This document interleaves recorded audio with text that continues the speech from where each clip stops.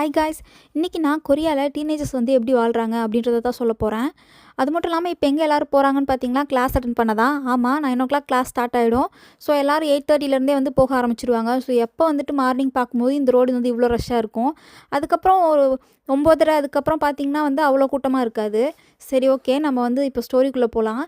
என்னென்னா, நம்ம இந்தியாவில் வந்து படிப்போம், காலேஜ் முடிச்சதுக்கப்புறம் வேலைக்கு போவோம், கல்யாணம் பண்ணுவோம். ஆனால் இது எல்லாமே வந்து அப்பா அம்மா கூட சேர்ந்து பண்ணுவோம். கொரியாவில் வந்து அப்படி கிடையாது. ஸ்கூல் முடிப்பாங்க, முடிச்சதுக்கப்புறம் யூனிவர்சிட்டி என்ட்ரு ஆகிட்டாங்க அப்படின்னா 18 இயர்ஸ் கம்ப்ளீட் ஆகிடுச்சுன்னா அப்பா அம்மாவை விட்டு பிரிஞ்சு வந்துடுறாங்க.